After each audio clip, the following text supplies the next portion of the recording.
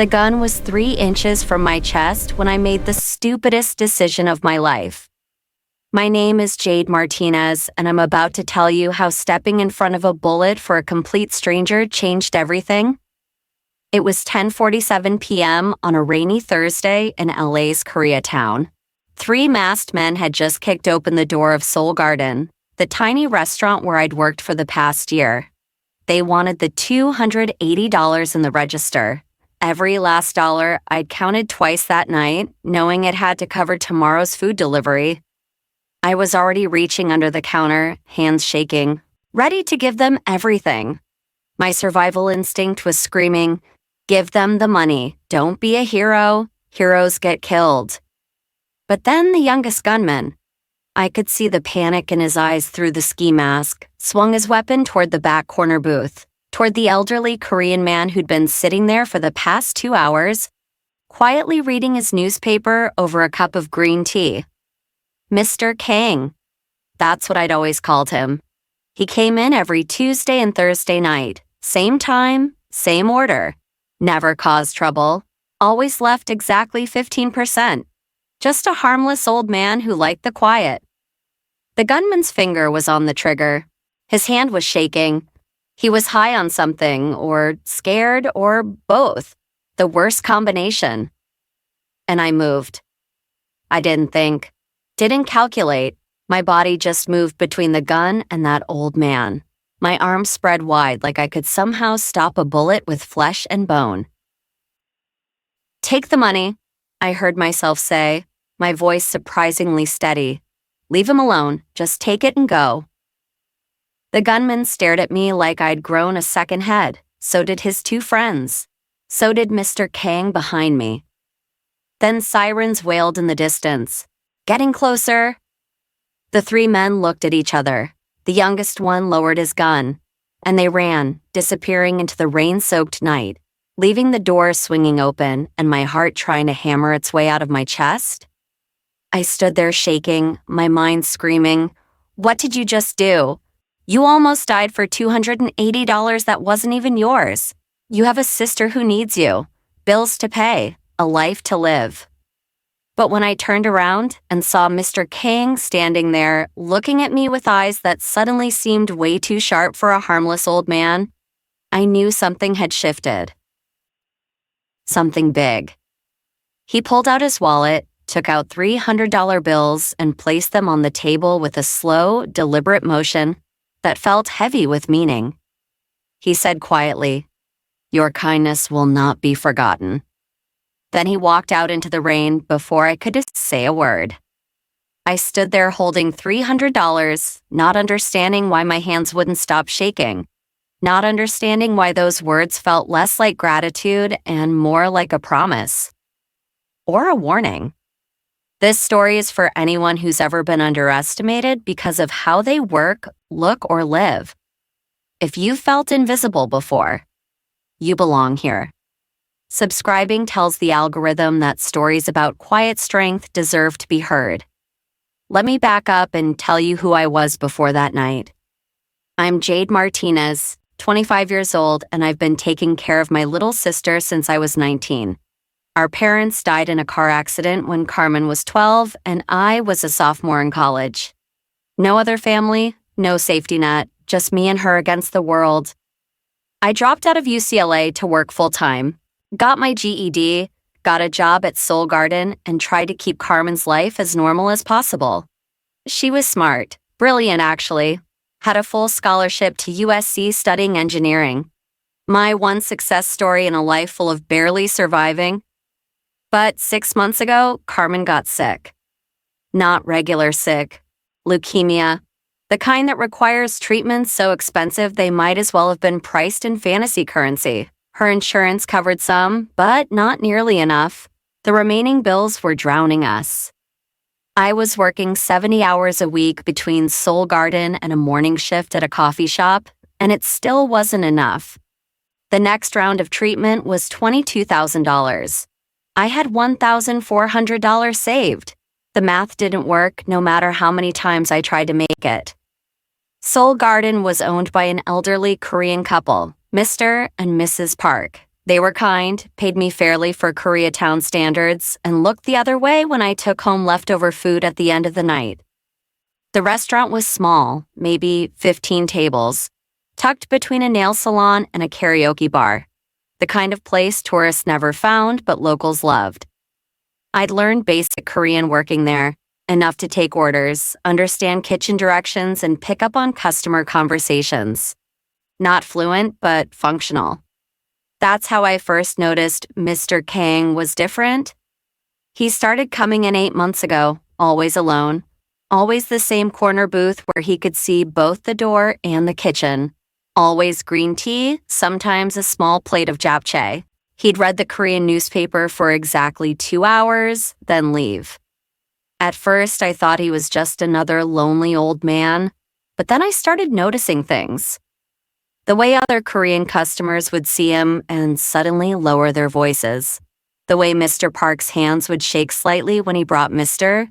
Kang his check. The expensive watch on Mr. Kang's wrist that probably cost more than I made in a year. The way he sat. Perfect posture, eyes constantly scanning, like a soldier who never stopped being on duty. And the respect. The deep, almost fearful respect people showed him.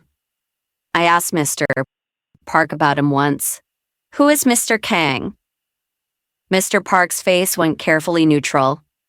"Just a customer, Jade. A regular customer. Treat him well." Which told me everything I needed to know.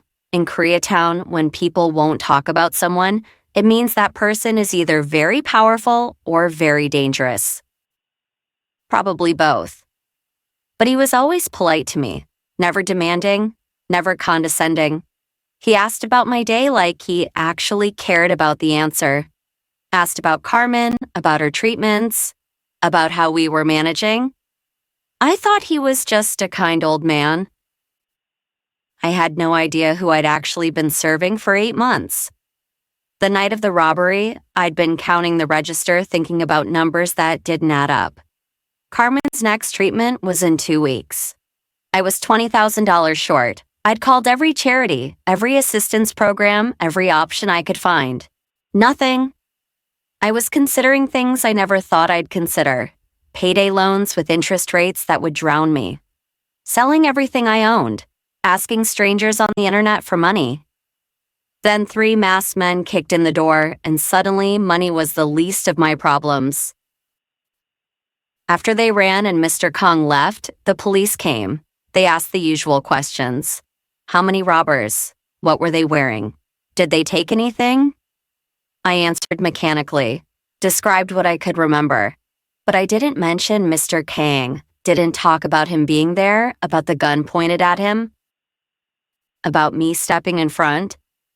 I don't know why I kept that secret, just a feeling in my gut that some things shouldn't be said out loud. The police took notes, gave me a card, said they'd be in touch. I knew they wouldn't. Small robberies happened every night in LA. Unless someone died, they had bigger problems. After they left, I locked up and went home to our tiny apartment in Echo Park. Carmen was asleep, the soft beep of her IV monitor the only sound. I stood in her doorway watching her breathe, thinking about how close I'd come to dying tonight. If that gunman had pulled the trigger, if the sirens had been 30 seconds slower, if I hadn't moved, Carmen would have been alone. No family, no one to fight for her. Tears ran down my face, but I didn't make a sound. I'd learned to cry silently years ago. I looked at the $300 bills crumpled in my fist. It wasn't much, but it was something. Enough to buy Carmen's medication for next week.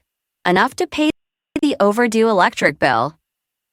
Your kindness will not be forgotten. I didn't understand what those words meant, not yet. I just knew that tomorrow I had to go back to Soul Garden and pretend everything was normal.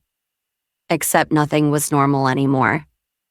I showed up at Soul Garden the next morning at 10 a.m. to help prep for lunch service.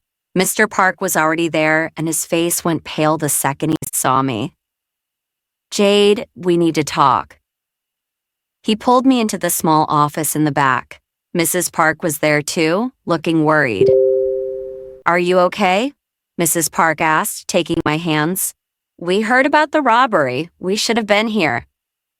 I'm fine. They didn't hurt anyone. But you... Mr. Park stopped, choosing his words carefully. You protected someone. I just did what anyone would do. No, Mr. Park's voice was firm.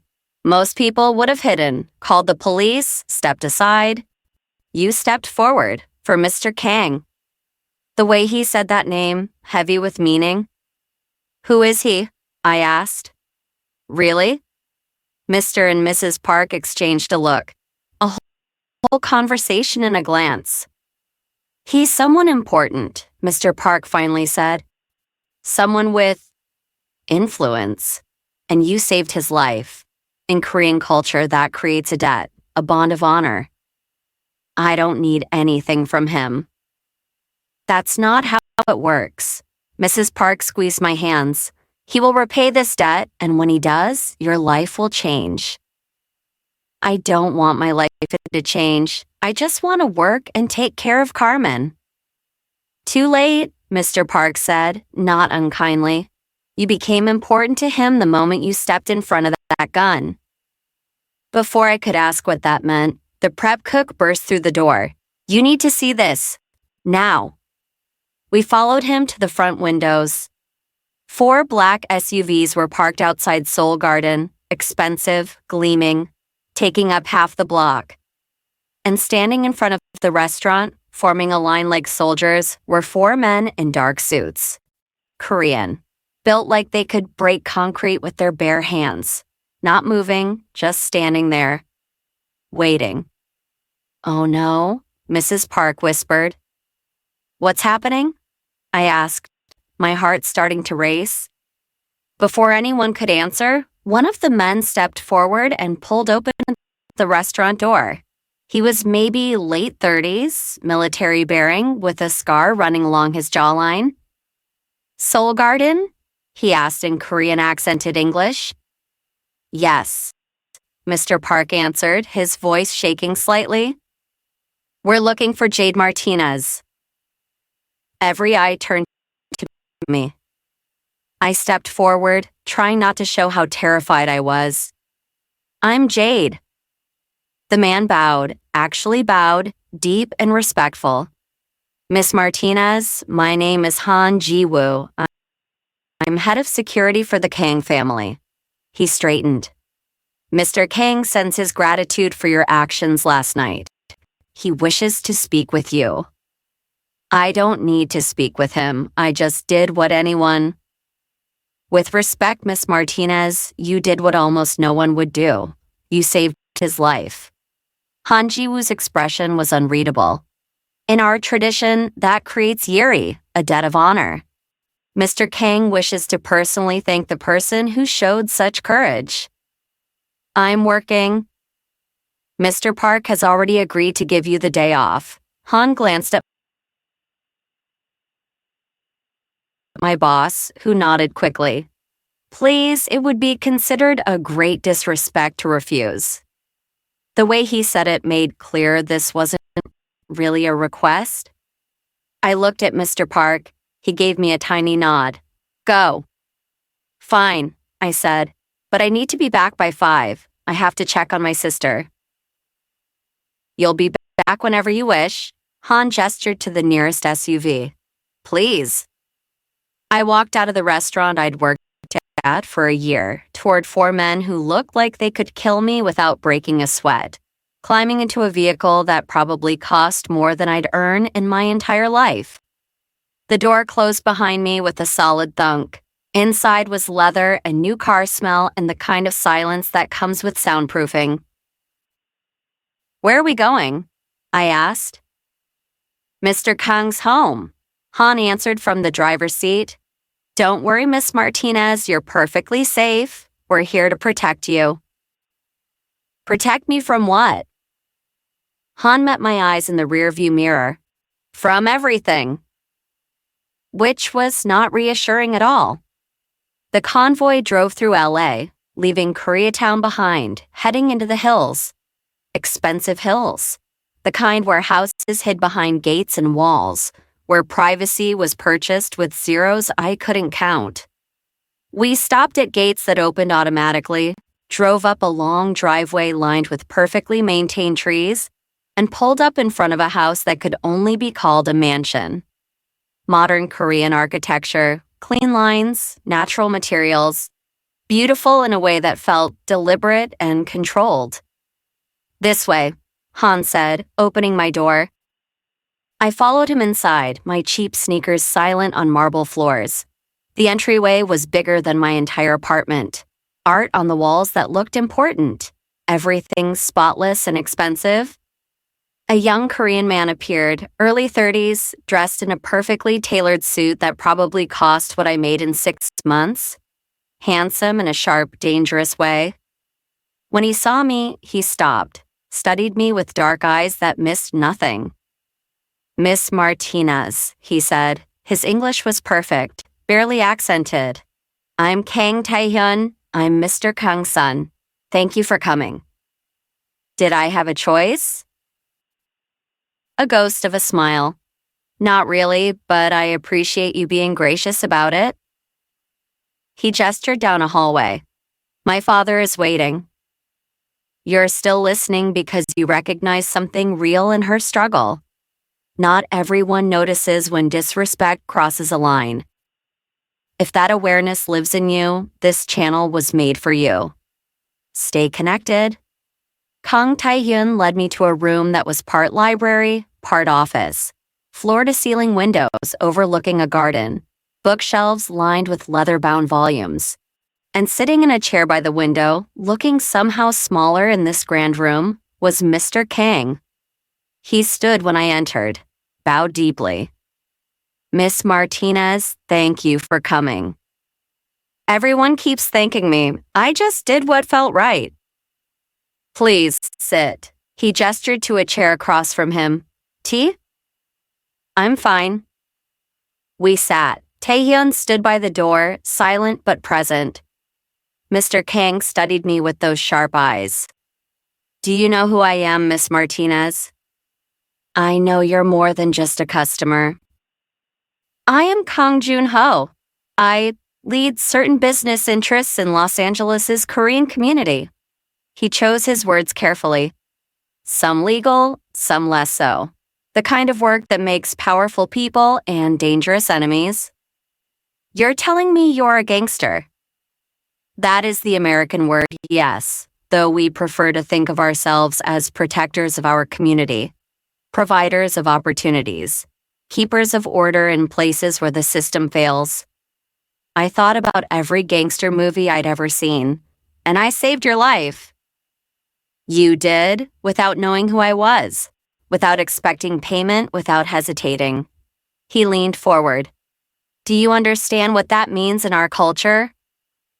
Mr. Park mentioned something about honor. "A bond stronger than blood? You created a debt, Miss Martinez, one I am bound to repay. I don't want anything." "That is not your choice." His voice was gentle but firm. "Your sister, Carmen, she has leukemia, stage 3. The next treatment costs $22,000, which you don't have. Your apartment rent is 2 months overdue. You work 80 hours a week and still can't make ends meet." My blood went cold. "How do you know?" "Because it is my business to know." He wasn't apologizing, just stating fact. "You saved my life, Miss Martinez. Now I will save your sister's. The treatment is already paid for. Your rent is covered for the next year. And you will receive a monthly stipend of $5,000 for as long as your sister needs care." The room tilted. $5,000 a month? Your courage is worth far more, but this is a start. I can't accept this. I can't be in debt to... You're not in debt? I am? He smiled. This is me paying what I owe. You save my life, I will save your sister's. We are even. Tears burned my eyes. This couldn't be real. Things like this didn't happen to girls like me. Why? I asked, my voice breaking. Why do this for a stranger?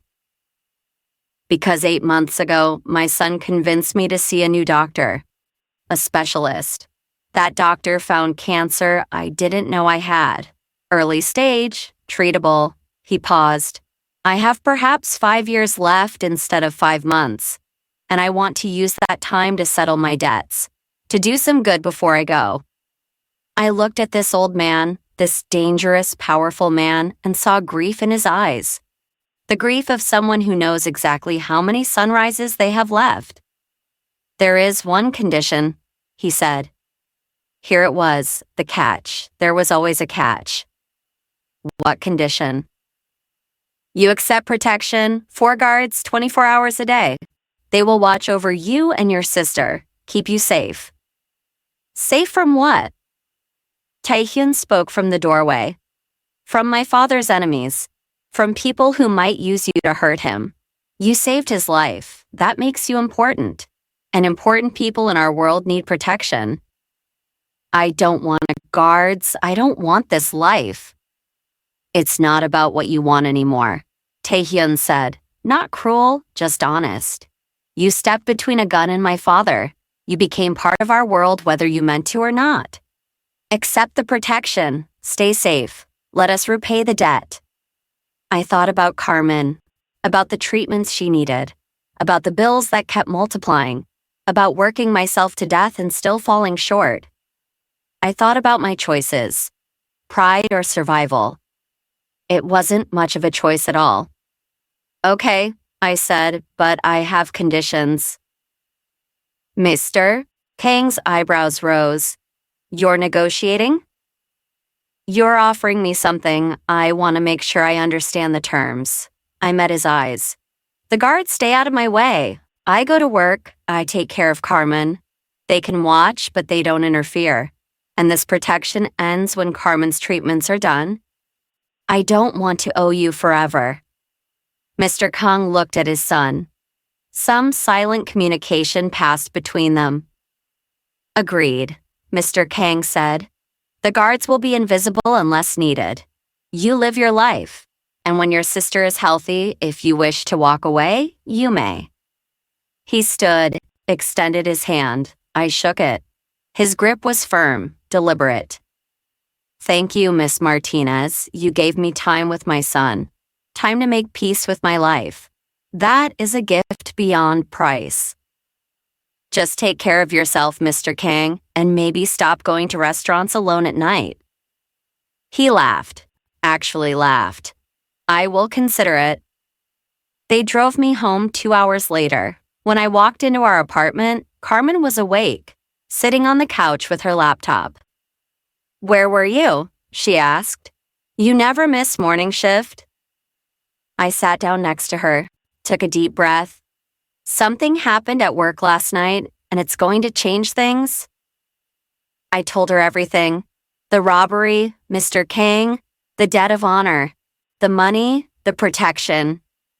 Carmen listened in silence. When I finished, she was quiet for a long time. So we're basically in a Korean gangster movie now, she finally said. Basically. And you saved a mafia boss's life. Apparently. And now he's paying for my treatments and we have bodyguards. Correct. Carmen looked at me. Are we safe? I think so. I think he's genuinely trying to repay a debt, not trap us. But you're not sure. No, I admitted. I'm not sure, but I'm sure we need this help, and I'm sure we didn't have other options. Carmen squeezed my hand. Then we say thank you and we survive, like we always do. That's when someone knocked on the door. I opened it to find Han Ji-woo standing there with another man in a dark suit. Miss Martinez, we're your security detail. I'll be on the day shift. Lee Min-ho will take nights. He gestured to his companion, who nodded politely. We'll be outside, in the hallway or the car. You won't see us unless you need us. I don't need babysitters. Not babysitters, protection. Han's expression was serious. Mr. Kang has many enemies. Now that you're connected to him, some might try to use you. We're here to make sure that doesn't happen." After they left, Carmen looked at me. "This is really real, isn't it?" "Yeah, it's really real." The next few weeks were surreal. Carmen started her treatments at a private facility I'd never have been able to afford. The doctors were optimistic. Her numbers were improving. The guards were true to their word, nearly invisible. I'd see Han in the parking lot when I left for work, see Lee outside the building at night, but they never approached unless I needed something. Money appeared in my bank account, $5,000, just like Mr. King promised. I stared at the number for 20 minutes, not believing it was real. Seoul Garden felt different. Other Korean customers treated me with a new respect. Word had spread that I was under Kang protection. People who'd barely noticed me before now smiled, bowed slightly, made space. It was unsettling. Mr. Kang came back to the restaurant, same routine. Tuesday and Thursday nights, same corner booth. But now when I brought him his tea, we'd talk, really talk. He asked about Carmen's progress, about my life, about my dreams before everything fell apart. "You were studying at UCLA," he said one night. "What was your major?" "Psychology. I wanted to be a therapist, help kids in the foster system." "Why?" "Because I spent 3 years in foster care before my parents adopted me. I know what it feels like to be invisible, to believe no one cares if you live or die." I smiled sadly. I wanted to help kids know someone sees them. Mr. Kang was quiet. "You could go back, finish your degree." "Carmen needs me now." "Carmen needs you healthy and whole, not burned out at 25? He sipped his tea. "When she's well, consider it. I could help with tuition." "You've already done enough?" "I haven't done nearly enough to repay what you gave me. Time, Miss Martinez. You gave me time. There is no price on that." His son, Taehyun, started coming to the restaurant too. At first, I thought he was checking on me, making sure I wasn't causing problems. But he'd sit at the bar, work on his laptop, order food, and sometimes we'd talk. He was different from his father, colder, more controlled. But underneath, I sensed something else. Loneliness, maybe. The weight of expectations. "Do you resent it?" I asked him one night. "Being born into this life?" He looked up from his laptop. "Every day." "Then why not leave?" "Because it's not that simple. My father built this empire. Our family employs hundreds of people, protects thousands. If I walk away, who leads? Who keeps order? Who makes sure the violence doesn't spiral out of control?" "That sounds like a prison." "It is, but it's a prison I chose to stay in." He closed his laptop. "My father is dying. When he goes, I become the leader, and I'll spend the rest of my life balancing between honor and survival, between the old ways and the new world." "That sounds exhausting." "It is," he smiled slightly. "But watching you work, that reminds me what normal looks like. What a life not consumed by this could be. So thank you for that." It was the most honest thing he'd ever said to me. Then everything exploded. It started with a phone call. I was at the apartment with Carmen, watching a movie, when my phone rang. Unknown number. "Hello?" Heavy breathing on the other end, then a voice, deep, accented, speaking Korean. "You saved the wrong man?" The line went dead. My hands were shaking when I called Han. He was at my door in 3 minutes. "What did they say?" I told him. He went pale. "Stay here. Don't leave the apartment. I'm calling Mr. Kang." 20 minutes later, my phone rang again. Tae-hyun. "Jade, I need you to listen carefully. There's a rival organization. They've been trying to push into our territory for months. My father has been blocking them. Now they know about you. They know you're important to him. What does that mean? It means you're a target. They'll try to use you to pressure him or hurt you to hurt him. I don't want this. I just want... I know, but it's too late. You're in this now. He paused. I'm sending more security, 6 guards instead of 4, and I want you to move. We have a safe house, secure, private. You and Carmen can stay there until we handle this. Carmen's in the middle of treatment. We'll arrange private medical care, the best doctors, everything she needs. His voice was firm. Jade, these people are dangerous. They've killed before. I won't let them hurt you. Something in his voice made my breath catch. This wasn't just about duty or honor. This was personal. Why do you care? I asked quietly. Silence. Then, because my father was right, you gave him time. And that time, it's given him peace. He smiles now, talks about the future. I haven't seen him this way since before my mother died. You did that, so keeping you safe isn't just honor, it's gratitude. 2 hours later, we were packing. Han and 5 other guards were in our apartment, moving with military efficiency.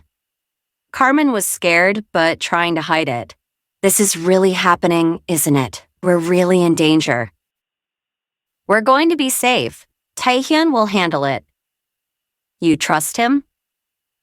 Did I? I thought about the way he'd looked at me, the conversations we'd had, the honesty I'd seen underneath the cold exterior.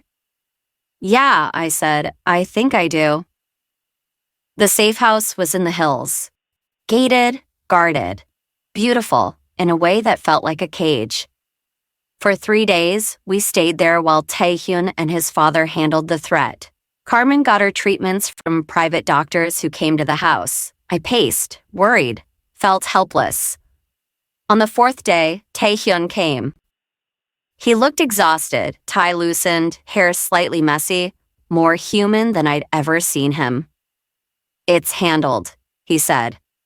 The rival organization backed off. We came to an understanding. You're safe. What kind of understanding? The kind that involves territory concessions and enough money to make fighting not worth it. He sat down heavily. It's over. For now. For now, he admitted. But this is our world. There's always another threat, always another rival, always another fight. That sounds exhausting. It is, he looked at me. But having someone to protect, someone worth fighting for, that's different. That makes the fight feel like it means something.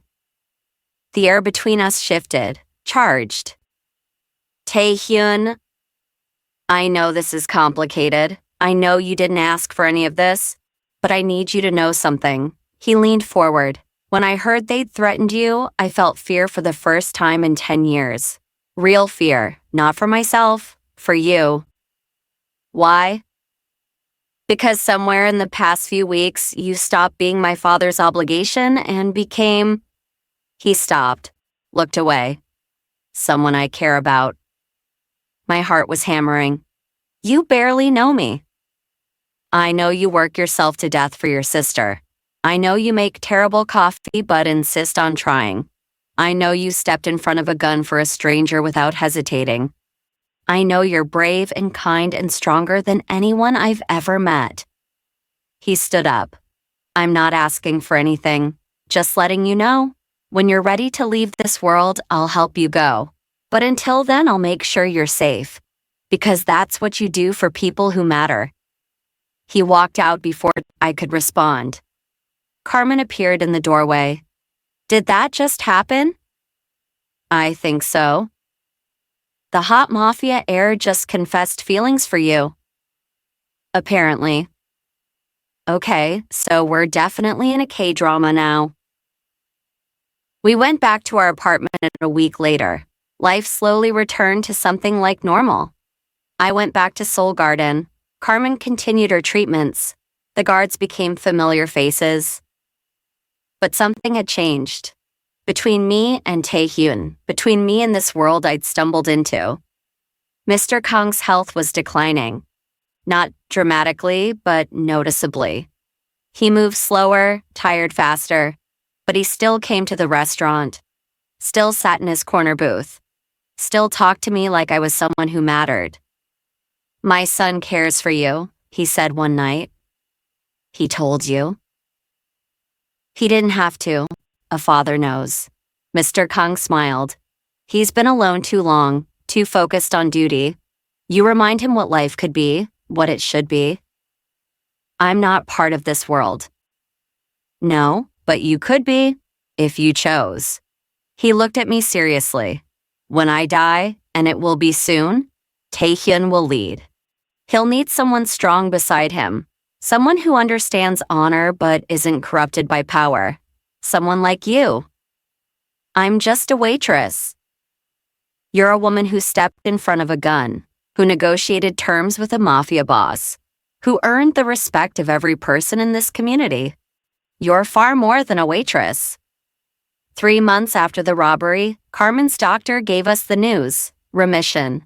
The treatments had worked. She was going to live. We cried, held each other, felt hope for the first time in a year. That night, Taehyun came to the restaurant after closing. Just him, no guards, just a man in jeans and a t-shirt looking nervous. "I heard about Carmen. Congratulations." "Thank you for everything." "She's safe. You're safe. The debt is paid." He moved closer. "Which means you're free to leave. Go back to your old life. Forget about us. I'll make sure you have enough money to finish school, to start fresh." "And if I don't want to leave?" He went very still. "What?" "Your father is dying. You're going to need someone who isn't afraid of you, who will tell you the truth, who will remind you that there's a world beyond violence and territory. I can't ask you to stay in this life."